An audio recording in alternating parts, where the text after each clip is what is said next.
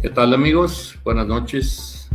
Esto es Hablando Claro, desde la capital del estado de Veracruz, Jalapa de Enríquez.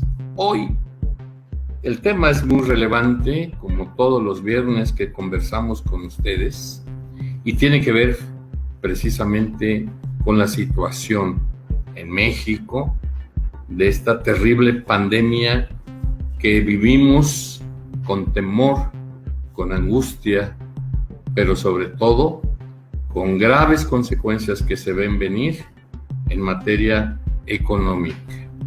Hoy nos enteramos de una declaración por parte de la Organización Mundial de Salud, la OMS, donde señala que esta es una fase peligrosa a medida que se reabren los países que han estado en confinamiento.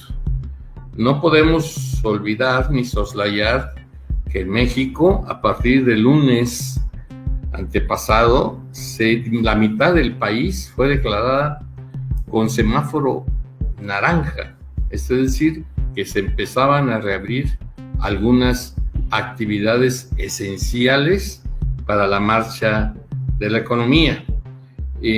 A partir de esto, hemos visto el comportamiento de la curva de contagios en nuestro país, que por un lado las autoridades nos dicen que hay un aplanamiento de dicha curva, y por otro estamos viendo día a día cómo se comporta el crecimiento de los contagios. No está de más decir que al día de ayer se rompió el récord de contagios a nivel nacional.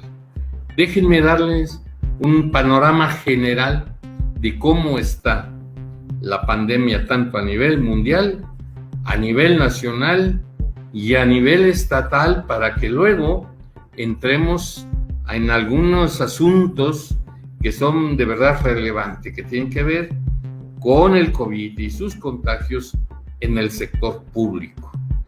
Así, tenemos que al día de ayer había 6.242.998 casos de contagio en el mundo, y desafortunadamente teníamos 445.535 personas fallecidas.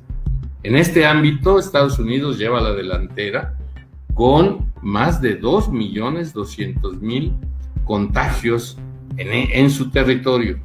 Brasil ocupa el segundo lugar con más de 970.000, y así se viene decantando Rusia, India, Reino Unido y España.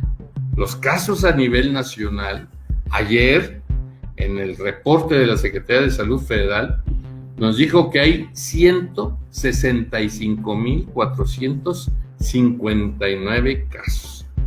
Un indicador que señala claramente la gravedad en la que se debaten los mexicanos.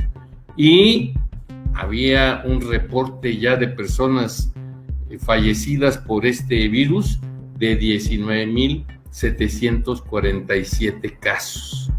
Es decir, que en 24 horas creció el número de contagios en 5.662, es decir, un 3.4% más con respecto a 24 horas antes.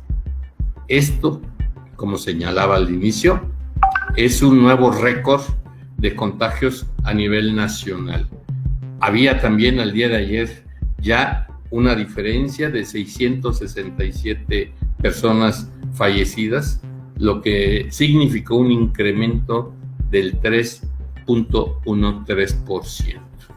De verdad, son números que alertan y que nos dicen de que no hay tal aplanamiento de esa curva.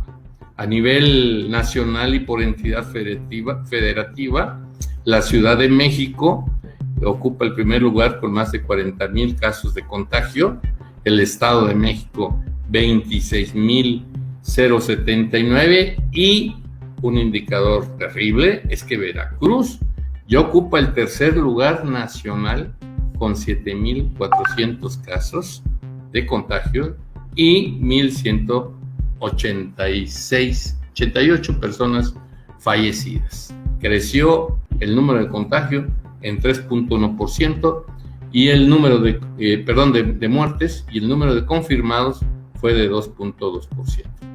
Por municipio, el puerto de Veracruz es el primer lugar, 2,582 contagios.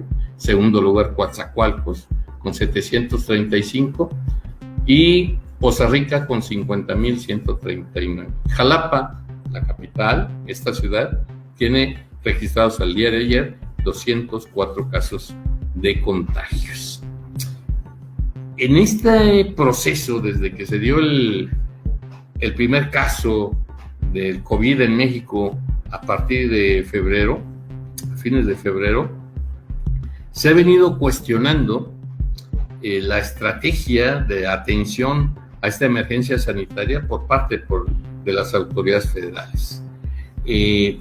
Se cuestiona, en primer lugar, la poca previsión que cuando ya la OMS, que es la Organización Mundial de la Salud, señaló que era una pandemia, con lo que eso significa a nivel mundial, y se vieron pocas respuestas por parte del sector salud federal.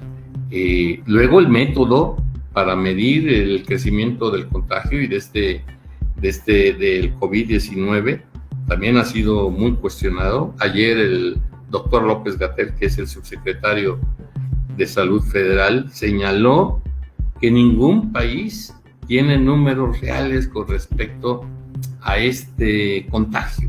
Es evidente que no es así. Algunos suponen que el método Centinela que sigue la Secretaría de Salud, pues no es el más real, el más cercano, siquiera a la realidad.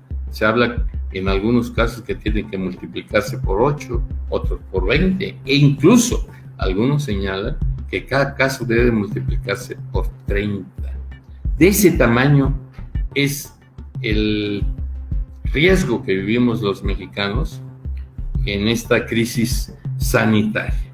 Y en este contexto, pues, se empiezan a conocer números del contagio en el sector salud.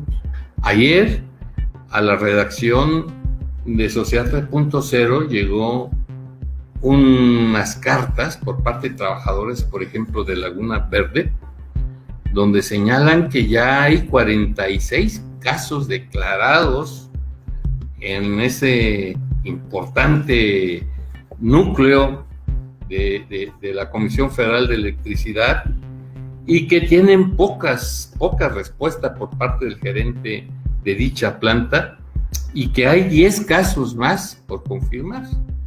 Pero si ponemos en perspectiva este dato, de verdad que asombra y mucho lo que se está dando en el sector salud.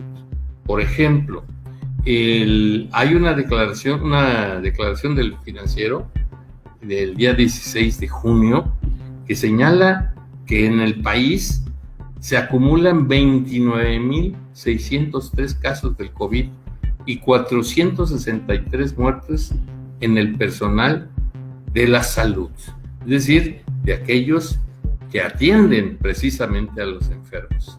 ¿Cuál es el asunto? ¿Por qué tanto contagiado en este sector salud? Bueno, pues lo hemos leído a través de los medios de comunicación, de que no tenían el equipamiento adecuado, no se previó el crecimiento de este contagio, de este virus, y evidentemente que nuestros médicos, enfermeros y todo aquel que trabaja en el sector salud, pues estaban luchando sin las armas necesarias contra este virus.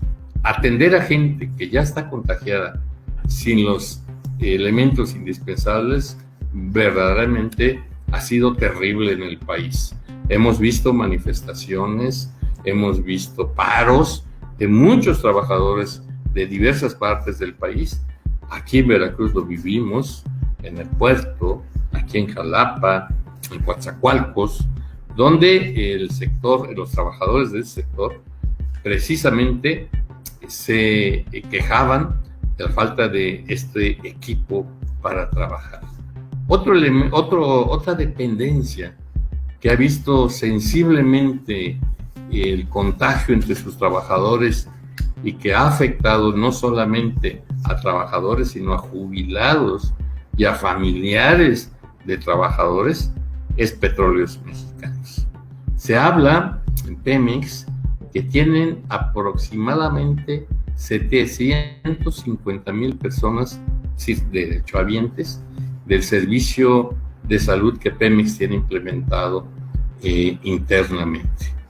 Se han registrado, señala la misma declaración de Pemex, 9,834 casos sospechosos y se han realizado 4,467 pruebas de diagnóstico, con los cuales se han logrado descartar, según esta declaración de Pemex, 1,897 casos y confirmar al interior de esta entidad paraestatal 2,570 casos, de los cuales 131 fueron defunciones de personal activo de la empresa, 162 personas jubiladas y 143 personas fallecidas.